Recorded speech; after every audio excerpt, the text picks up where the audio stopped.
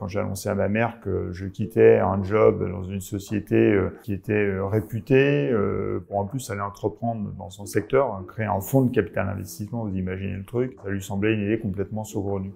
Les premières années lui ont donné plutôt raison parce qu'on a galéré comme des fous. On a failli déposer le bilan plusieurs fois dans les premières années. Bonjour à toutes et à tous et bienvenue dans ce tout nouveau numéro de SoBiz, une émission proposée en partenariat avec Audencia. Aujourd'hui, je suis en compagnie d'Olivier Goy, fondateur d'October, une start-up qui fait partie du prestigieux indice Next 40. Avec lui, nous reviendrons sur ses projets, ses succès, son parcours, ses échecs et tous les défis qui l'attendent.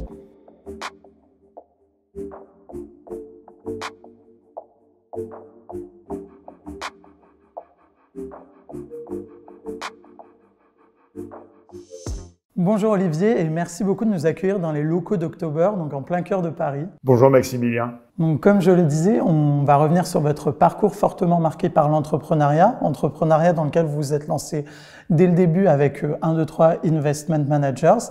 Et donc qu'est-ce qui vous a donné envie de vous lancer? Pourquoi avez-vous choisi de créer votre propre structure?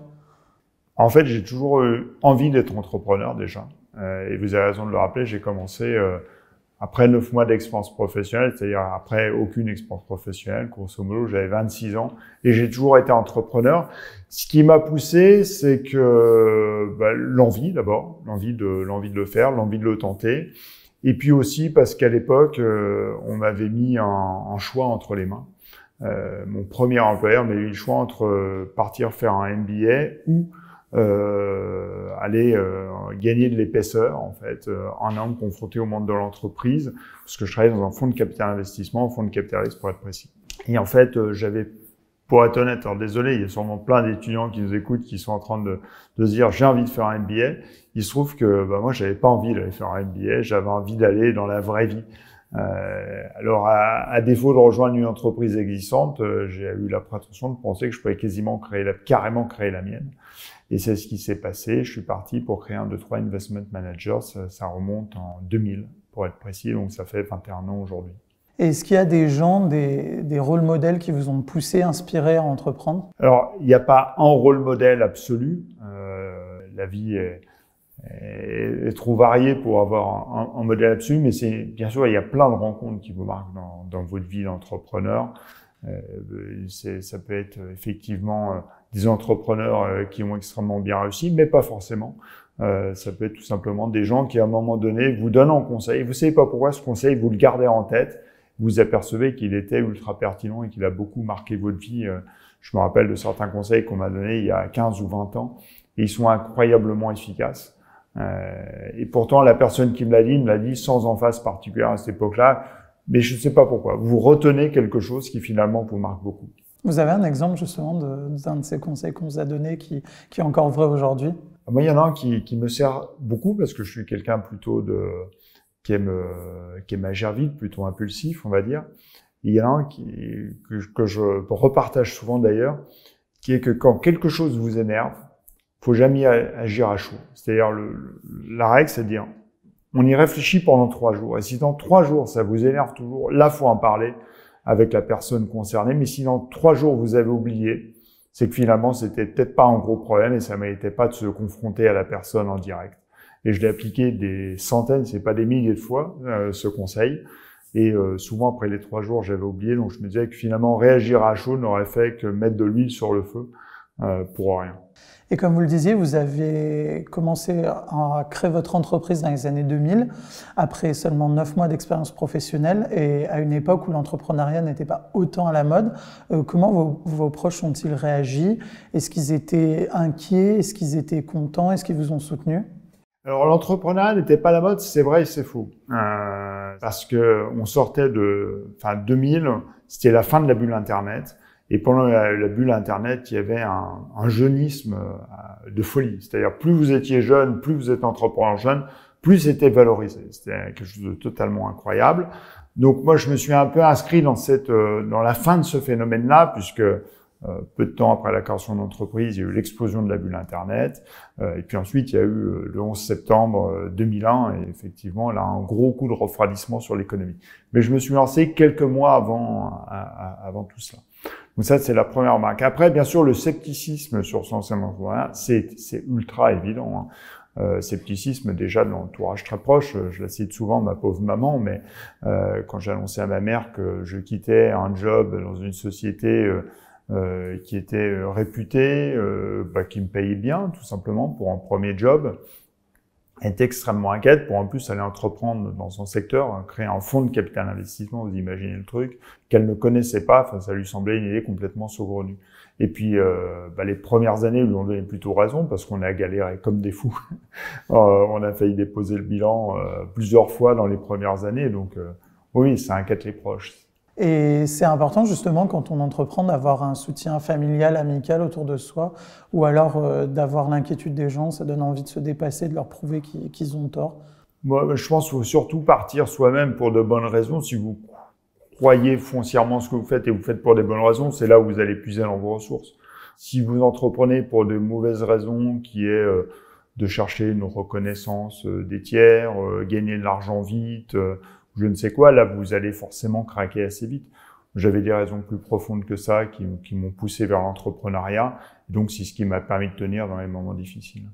Et donc, votre aventure entrepreneuriale, elle se poursuit avec, en 2014, c'est bien ça, la création de Lendix qui deviendra October, donc qui est un gros hit entrepreneurial. Si vous pouviez résumer aux gens qui nous regardent October en quelques phrases, comment vous définiriez October et ses activités? Alors, October, c'est ce qu'on appelle une plateforme de prêt aux PME, c'est-à-dire que ça permet à des investisseurs comme vous et moi, des particuliers ou des institutions. On a beaucoup d'assureurs, la Banque européenne d'investissement, BPI France, qui viennent prêter de l'argent en direct, tout simplement avec leur smartphone, à des entreprises européennes, en ce qui nous concerne. On est dans 5 pays. Donc, vous pouvez choisir. Donc, en fait, on représente un complément au système bancaire. Et pourquoi on est né en octobre 2014, pour être précis, d'où le nom October. Pourquoi en octobre 2014? Parce qu'en octobre 2014, il y a une nouvelle loi qui nous a permis d'exister. Il faut savoir qu'avant cette date, il y avait un monopole bancaire très strict qui faisait que c'était interdit pour vous de financer une entreprise en lui prêtant de l'argent. Et c'est cette ouverture législative qui nous a permis de créer la plateforme de prêt. Est-ce que vous vous souvenez la toute première entreprise à qui vous avez accordé un prêt? Ah bah forcément, parce que je répète son nom à peu près à chaque interview et vous me retendez une perche. C'est Alain Ducasse, Alain Ducasse Entreprise. On a financé 3 de ses restaurants et sa chocolaterie. Autant vous dire qu'on était super fiers parce qu'on voulait faire un coup, on voulait avoir une grande marque, montrer qu'on n'allait pas financer les sous-entreprises dont les banques ne voulaient pas. Donc avec Alain Ducasse, on avait cette super preuve. Et ce qui m'a fait le plus plaisir, vous pouvez savoir, il m'a appelé pas plus tard qu'il y a 15 jours, alors que depuis son prêt est remboursé totalement, pour me dire qu'il était vraiment super content qu'on ait fait ce dossier ensemble, et notamment sur les chocolats, la chocolaterie Alain Ducasse, parce que c'était le début de sa chocolaterie, depuis c'est en carton absolu. Il était très fier d'avoir été chez nous pour emprunter ses premiers euros. Et comment vous expliquez le succès d'October aujourd'hui? Est-ce que justement avoir eu des clients comme Alain Ducasse au début a participé ou comment vous l'avez construit ce succès? Une plateforme de prêt comme October, c'est un métier assez compliqué à faire grossir parce que vous êtes confronté à un problème de poule et d'œuf. C'est-à-dire que non seulement il faut avoir des dossiers comme Alain Ducasse prêts à emprunter, mais en plus, il faut avoir des prêteurs prêts à financer ces dossiers. Et ça a été la grosse difficulté de l'ensemble des plateformes qui se sont créées en Europe, c'est faire grossir les deux harmonieusement. Notre grande force chez October, c'est dès le démarrage d'avoir attiré des grands investisseurs, des grands prêteurs sur la plateforme qui ont prêté plusieurs dizaines, voire centaines de millions d'euros. Le plus gros prêteur aujourd'hui, c'est le Fonds européen d'investissement qui a prêté 100 millions d'euros sur la plateforme à peu près. Et donc de pouvoir se concentrer sur l'acquisition des entreprises qui viennent emprunter de l'argent. Voilà, ça a été notre premier fait d'armes. Le deuxième fait d'armes, c'est d'avoir compris que ce métier, pour qu'il vienne intéressant, il fallait qu'il soit hautement technologique. Notre plateforme October, c'est pas un site de petites annonces dans lequel les entreprises viendraient chercher de l'argent. C'est vraiment une révolution technologique pour scorer les entreprises et améliorer leur parcours d'emprunt grâce à la tech. Et aujourd'hui, quand je dis aujourd'hui, c'est vraiment aujourd'hui, puisque là on est lundi, vendredi, on a fait nos 2 premiers prêts après 6 ans, vous imaginez, donc il y a eu un peu de R&D entre-temps, mais totalement automatique. C'est-à-dire vous avez 2 micro-entreprises qui sont venues postuler pour un prêt. On a simplement récupéré leur historique bancaire, 12 mois d'historique bancaire. On a fait leur notation, on ne leur a pas parlé. On leur a accordé le prêt. On a pensé qu'elles avaient une capacité de remboursement. Ils ont signé leur contrat de prêt de manière électronique sur leur smartphone. Et ce matin, ils vont recevoir l'argent. Voilà. Donc ça, c'est une véritable révolution. On est à des années-lumière de ce qu'on connaît dans le monde traditionnel. Mais ça, c'était notre vision il y a 6 ans. Mais vous pouvez pas passer de la vision à l'exécution comme ça parce que vous l'avez rêvé un matin. On l'a rêvé. Ça nous a pris 6 ans pour le faire parce que pour arriver à ce niveau d'exécution, il a fallu résoudre un nombre de problèmes techniques incroyables et puis surtout accumuler de la donnée sur toutes les entreprises qui viennent nous voir de manière folle. Et puis il a fallu parler des succès, mais il a fallu échouer. Il a fallu se tromper, il a fallu prêter de l'argent à des entreprises qui ne nous ont pas remboursé, il a fallu prêter de l'argent à des entreprises qui nous ont fraudé pour ensuite arriver à un modèle totalement automatique alors qu'au démarrage, on était surtout manuel. Et aujourd'hui, vous faites partie du prestigieux indice Next 40. On en entend beaucoup parler. Est-ce que concrètement, ça change quelque chose pour October? Et si oui, qu'est-ce qui change pour vous? Alors, effectivement, c'est un indice qui a été monté par le gouvernement français, qui consiste à sélectionner sur des critères précis 40 entreprises qui sont vues comme 40 entreprises avec un fort potentiel dans l'univers technologique. On a eu la chance de faire partie de la première promotion du Next 40 et maintenant de la deuxième. Ce que ça change, c'est de la visibilité, exactement la raison pour laquelle vous me posez la question. Donc ça nous crédibilise vis-à-vis de nos clients, de nos partenaires. La deuxième, ça nous donne accès à désolé pour l'anglicisme, mais des fast track au niveau de l'État. Un exemple très concret, vous pouvez déclencher un contrôle fiscal à blanc pour vous assurer que ce que vous faites est totalement carré. Et vous aurez dans ce cas-là juste à corriger ce qui n'a pas fonctionné, mais vous n'aurez pas une amende parce que vous avez fait quelque chose de faux. Il faut savoir que quand vous créez une entreprise, bien entendu, même sans être dans l'état d'esprit d'un fraudeur, ce qui n'est pas notre cas, vous en doutez, en tout cas je ne pourrais pas là si c'était le cas, mais vous vous retrouvez dans une situation parfois complexe et vous avez besoin d'un support de l'administration. Quand vous êtes comme nous dans 5 pays et que vous défrichez des métiers totalement nouveaux, vous êtes content d'avoir ce type de support. Et justement, j'allais y venir, en parallèle de cette aventure, vous vous développez à l'international. Comment on passe d'une start-up française à une start-up aujourd'hui européenne? Et quels sont justement les freins que vous avez rencontrés dans votre développement à l'étranger? Alors, il faut savoir qu'on ne se considère pas comme une start-up française, effectivement. Dès le démarrage, on s'est considéré comme une société européenne. C'est-à-dire que c'est pas simplement une société française qui a ouvert des filiales à l'étranger, c'est vraiment une société française qui opère comme une société européenne. C'est-à-dire que là, on est à Paris pour faire cette interview, mais par exemple, l'équipe de data science, celle qui va piocher dans toutes les données qui nous permettent de faire ces modèles de scoring, est à Amsterdam. Celui qui coordonne les ventes au niveau européen est basé à Munich. Le patron, le Chief Risk Officer, le patron des risques, est à Milan. Voilà, donc c'est ça une vraie société européenne. Et si vous voulez attirer des gens de talent, ce qui a été notre ambition quand on s'est développé à l'étranger, vous pouvez pas leur dire lundi matin, je vais vous envoyer la liste des choses à faire et je relèverai les compteurs le vendredi. Donc il faut des gens de talent dans chacun des pays. Aujourd'hui, on est européen, mais avec 5 bureaux, donc Paris, Madrid, Milan, Amsterdam et Munich. Et dans chacun de ces pays, on a des CEO locaux très chevronnés, on est régulé localement. Voilà. Donc, et d'ailleurs, aujourd'hui, on fait plus de la moitié de notre chiffre d'affaires en dehors de France. Et notre premier pays, d'ailleurs, n'est pas la France en ce moment, c'est l'Italie. Et quel était le pays où il était plus facile de s'installer, au contraire, le pays où il était le plus difficile de s'installer? Le plus facile, je pense que ça a été les Pays-Bas, notamment sur tout l'aspect réglementaire. Ils ont un régulateur, d'abord, qui on peut travailler en anglais très simplement. Donc très facile d'accès, des process extrêmement carrés, extrêmement directs. Le plus compliqué, probablement l'Allemagne, parce que c'est très compliqué de recruter en Allemagne, notamment quand vous êtes une entreprise vue comme française, même si on se revendiquait européen. C'est un pays où il est compliqué de recruter. Ce qui nous a beaucoup aidé, c'est qu'ensuite, on a fait rentrer Allianz, donc l'assureur allemand, à notre capitale, et ça nous a beaucoup crédibilisé pour recruter en Allemagne. Et aujourd'hui, quel est votre conseil à tous les entrepreneurs qui sont basés en France, qui se développent bien et qui visent justement une ouverture de bureaux dans d'autres pays, en Europe ou même à l'étranger? Alors d'abord, j'ai pas de conseil absolu, puisque chaque cas est particulier. Pour se développer à l'étranger, par exemple, dans notre cas, c'est très pertinent d'ouvrir des bureaux. Notre modèle, je le juge forcément de manière totalement partisane, mais efficace pour ce que l'on fait. D'autres métiers seront peut-être très bien en étant mondiaux tout en étant centralisés à Paris, Madrid ou ailleurs. Donc voilà, ça c'est le préalable. Le seul conseil que je puisse donner, c'est de ne pas hésiter à l'international. C'est vraiment une source de croissance incroyable et une source d'opportunité, même si les pays semblent se ressembler.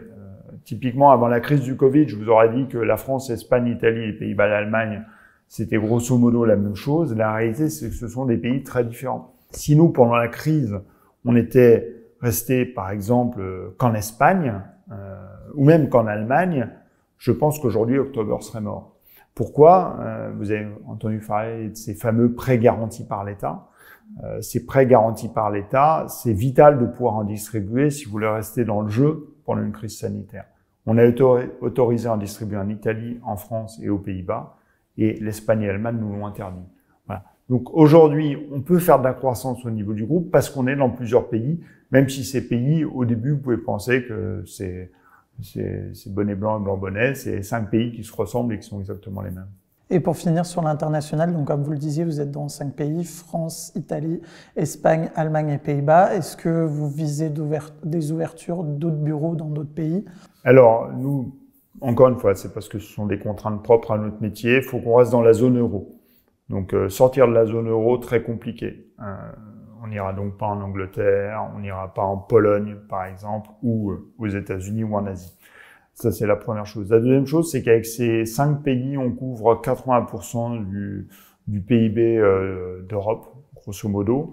Donc, c'est déjà un bon marché et on va plutôt, à court terme, se concentrer sur ces 5 pays.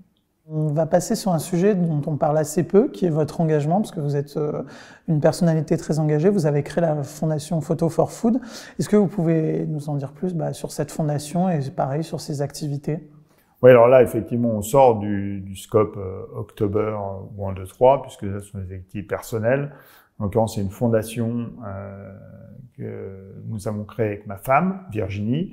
Et le but de cette fondation, qui est abritée par l'Institut de France, l'Institut de France, c'est l'Académie française et l'Académie des beaux-arts, c'est de payer des repas aux personnes démunies en France grâce à la vente de photos d'art.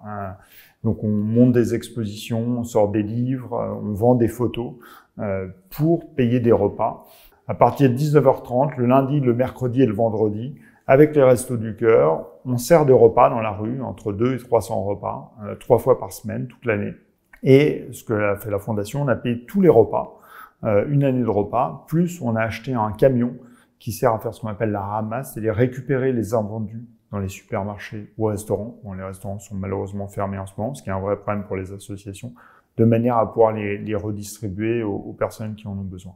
Voilà, donc c'est un sujet qui me passionne parce que je suis passionné par la photo. Ça me fait longtemps aussi qu'on essaye d'aider ceux qui ne peuvent pas manger à leur faim en France. Et croyez-moi, avec cette crise, il y en a de plus en plus.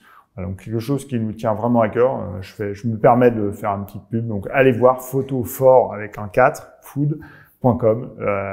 Donc tapez dans Google et vous pourrez peut-être voir comment aider. Et nous, notre engagement perso avec ma femme, c'est que ma femme a quitté son job pour se consacrer à plein temps à cette fondation. Et on s'engage à financer pendant 10 ans tous les frais fixes de manière à ce que quand on vend une photo 100 €, il y ait vraiment 100 € qui payent des repas. Et comment vous est venue l'idée de cette fondation? C'est sous la douche, vraiment. Ça a fait tilt. Je suis passionné de photos. À titre personnel, je fais beaucoup de photos. Et en même temps, ça fait assez longtemps qu'on aide des associations et aussi, il y a peut-être un moyen encore plus efficace de les aider, c'est de marier la photographie à cette cause. Et donc du coup, on revient sur October. Aujourd'hui, vous êtes ce qu'on peut qualifier d'entrepreneur à succès. Est-ce qu'il y a eu un échec qui a marqué ces 20 dernières années d'entrepreneuriat? Et d'abord, il n'y a pas un échec, il y en a des tonnes d'échecs. Là, je pense que dans une émission comme ça, il faut retracer une trajectoire qui a l'air sans arrêt ascendante, facile, qui donne envie, etc. La réalité, c'est pas ça. La réalité, c'est qu'il y a plein d'échecs, vous avez plein de nuits blanches, d'angoisse, de stress. C'est le propre de tout entrepreneur. Il faut que chacun le sache. Même ceux qui sont vus comme les plus incroyables succès ont connu ces périodes-là. Nous, chez October, il y en a eu plein, mais pour en prendre juste un seul, puisqu'on est dans un format court quand même, c'est la première fraude qu'on a eue. C'est-à-dire qu'on a eu sur October un emprunteur qui est venu nous emprunter de l'argent. On lui a envoyé l'argent et on s'est aperçu de manière totalement fortuite qu'en fait, on lui avait prêté 500 000 € et qu'il nous les avait volés. Et donc, on allait devoir annoncer à nos prêteurs qui venaient de perdre 500 000 € quelques mois après les avoir prêtés. Donc, 99% de leur mise, ils la reverraient jamais. Je peux vous dire, quand c'est ça, c'est vraiment vendredi soir, je me rappelle très bien de la découverte. Le week-end, il a été abominable.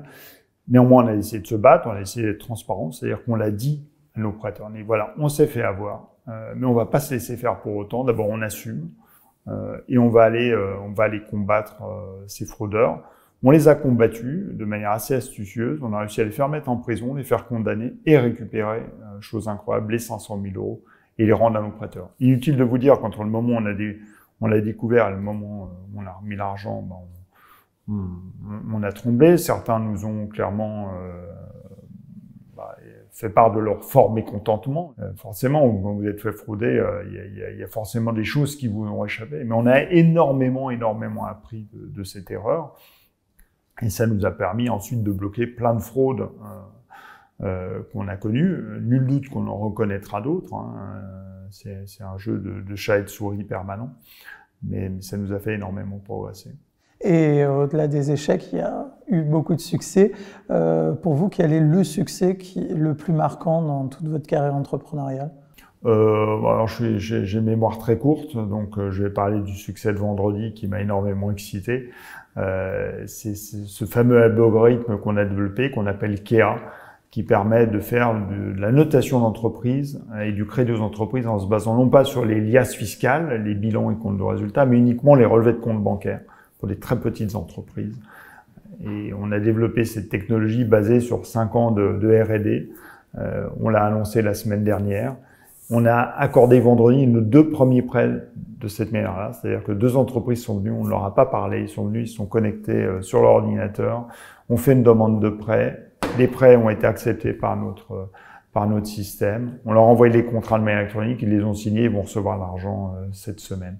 Voilà. Et ça, je pense que c'est vraiment quelque chose, c'est quelque chose qui m'excite et je cite comme un succès parce que je pense que ça va réellement transformer la manière dont les banques, les acteurs financiers financent les petites entreprises à l'avenir et qu'en fait, cette techno-là, non seulement elle va nous servir à nous, mais je pense qu'on va la revendre à pas mal d'acteurs qui vont souhaiter s'équiper de cette boîte à outils technologique. Et quand vous avez des succès comme ça, comment vous les célébrez? Avec qui vous les célébrez? On les célèbre en interne avec l'équipe d'abord. Et normalement, vous savez, on a ce fameux réseau Slack que vous connaissez très probablement.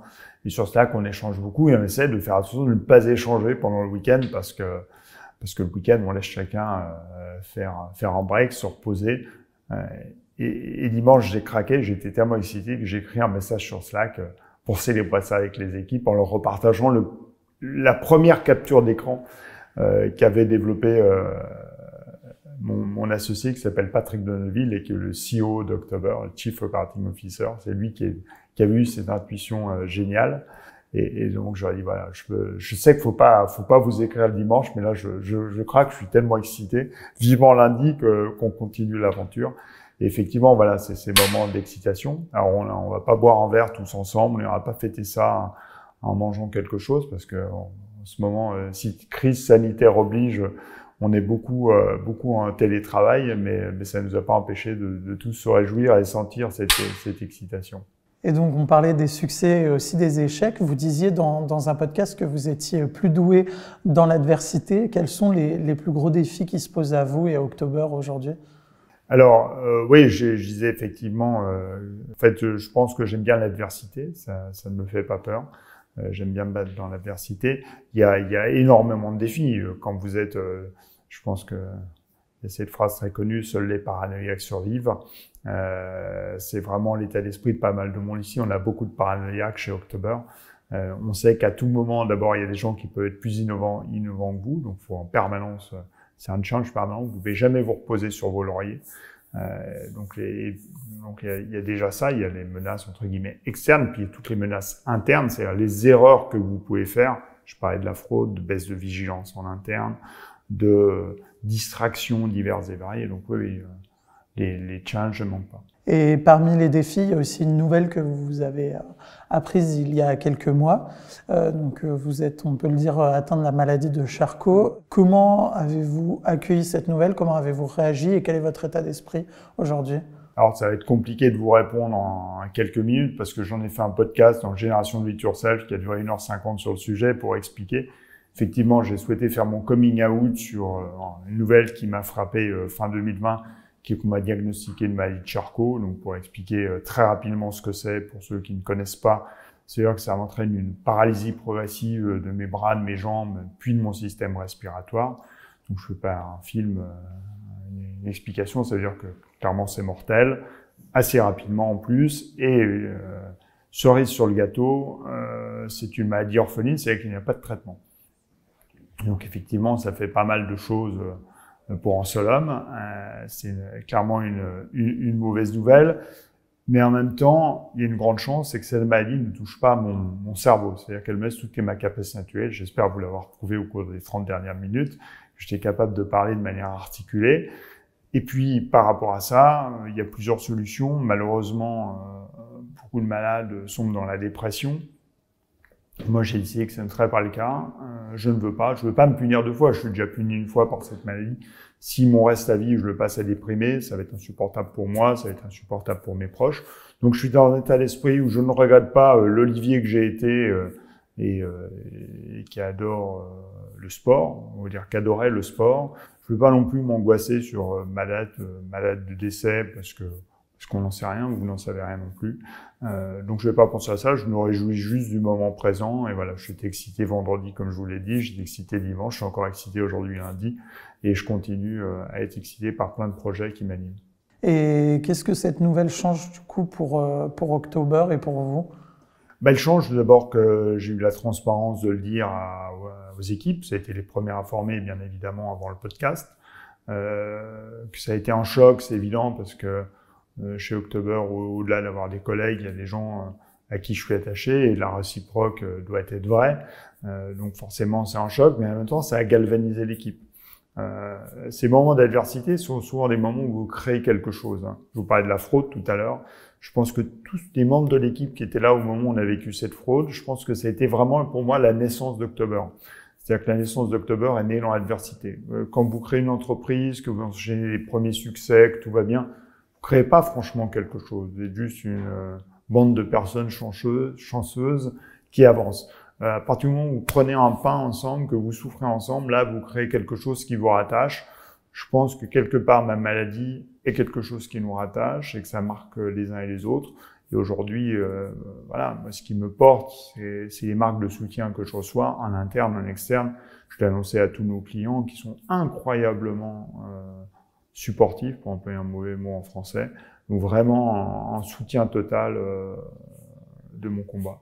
Et du coup, fort de cette nouvelle, de vos succès, de vos échecs, comment vous imaginez October d'ici quelques mois, quelques années? Alors déjà, October a une durée de vie a priori bien plus longue que la mienne. Donc moi, ce que j'imagine, c'est que l'aventure October continue. Ce que je racontais notamment dans ce podcast. L'entreprise n'est pas en vente parce que moi-même, j'irais moins bien. D'abord, l'entreprise, c'est pas un one-man show. Là encore, j'aime bien le rappeler parce qu'aujourd'hui, vous m'avez posé des questions à moi en tant qu'entrepreneur. La réalité, c'est que l'entreprise fonctionne grâce à une équipe complète et extrêmement pluridisciplinaire. Il y a plein de chefs d'orchestre chez October.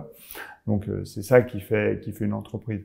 Aujourd'hui, je me suis juste assuré techniquement que s'il m'arrive quelque chose, je ne sois jamais un point bloquant dans la gouvernance de l'entreprise et qu'elle puisse fonctionner sur le plan opérationnel sans moi, c'est déjà certain, mais sur le plan juridique sans moi.